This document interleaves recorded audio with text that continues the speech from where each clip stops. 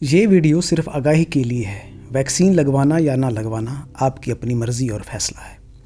ہمارا مقصد صرف وہ سوالات اور حقیقتیں سامنے لانا ہے جن پر ابھی بات ہو رہی ہے۔ فیصلہ ہمیشہ آپ کا ہے۔ دنیا میں بیماریوں سے بچاؤ کی دوڑ نئی نہیں ہے، لیکن جب بھی کوئی نئی ویکسین آتی ہے تو اس کے ساتھ شکوک و شبہات، سازشی نظریات اور خوف کے بادل ضرور چھا جاتے ہیں۔ آج کل پاکستان میں جو ویکسین لڑکیوں کو لگائی جا رہی ہے، یعنی HP ویکسین، اس پر بھی یہی سوالات اٹھ رہے ہیں۔ یہ کیا ہے؟ کیوں لگائی جا رہی ہے؟ اس کے پیچھے اصل حقیقت کیا ہے؟ یہ صرف لڑکیوں کو ہی کیوں دی جا رہی ہے؟ اس کا فنڈ کہاں سے آ رہا ہے اور دنیا میں اس کا کیا اثر رہا؟ حقیقت یہ ہے کہ یہ کوئی سازش نہیں ہے، بلکہ انسانی صحت کو لاحق ایک بڑے خطرے کا جواب۔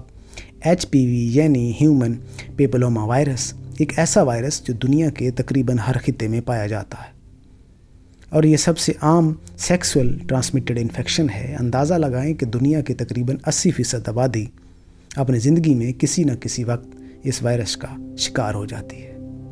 لیکن اس وائرس کی سب سے خطرناک بات یہ ہے کہ اس کی کچھ اقسام سرطان یعنی کینسر پیدا کرنے کی طاقت رکھتی ہیں، خاص طور پر سروائیکل کینسر، جو خواتین کی اموات کی سب سے بڑی وجوہات میں سے ایک ہے۔ دنیا میں ہر 2 منٹ میں ایک عورت سروائیکل کینسر کے باعث اپنی جان گنوا دیتی ہے۔ یہ صرف ایک بیماری نہیں، بلکہ ایک خاموش قاتل ہے جو برسوں تک جسم کے اندر بڑھتا رہتا ہے، اور جب تک پتہ چلتا ہے اکثر بہت دیر ہو چکی ہوتی ہے۔ یہی وہ پس منظر ہے جس میں HPV ویکسین تیار کی گئی۔ یہ ویکسین وائرس کے خلاف مدافعتی نظام کو پہلے سے مضبوط بنا دیتی ہے، تاکہ اگر مستقبل میں وائرس جسم میں داخل بھی ہو تو وہ نقصان نہ پہنچا سکے۔ HPV کی اقسام 100 سے زیادہ ہیں، لیکن تقریباً 14 کو ہائی رسک مانا جاتا ہے۔ ان میں HPV 16 اور HPV 18 سب سے زیادہ خطرناک ہیں، کیونکہ یہ دنیا بھر میں تقریباً 70% سروائیکل کینسر کا سبب بنتی ہیں۔ HPV ویکسین ان میں ہائی رسک اقسام کے خلاف قوت مدافعت فراہم کرتی ہے۔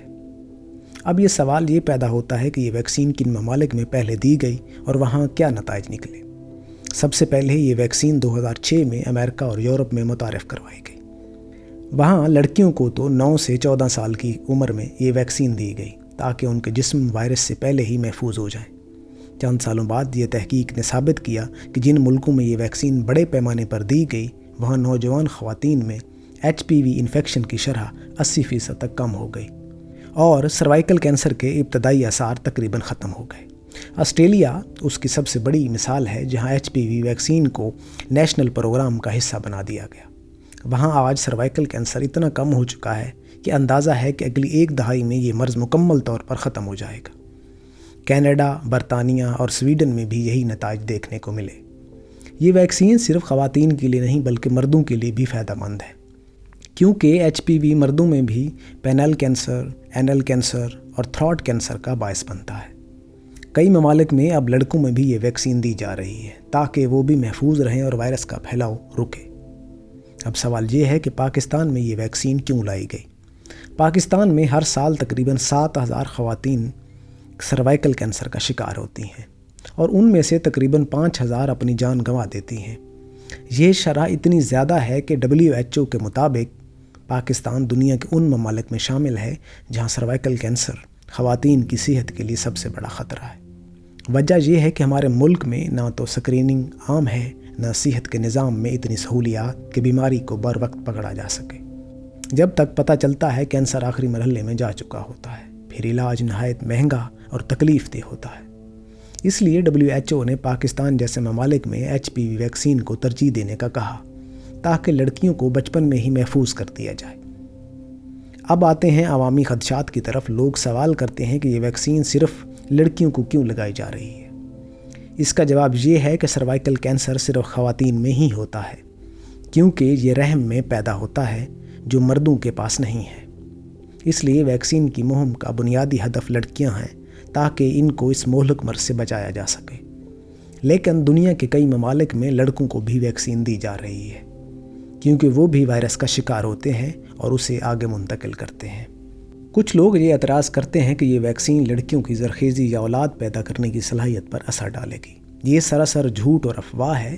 دنیا بھر میں لاکھوں لڑکیوں کو یہ ویکسین دی جا چکی ہے، اور کہیں بھی ایسا نہیں دیکھا گیا کہ اس نے بانجھ پن پیدا کیا ہو۔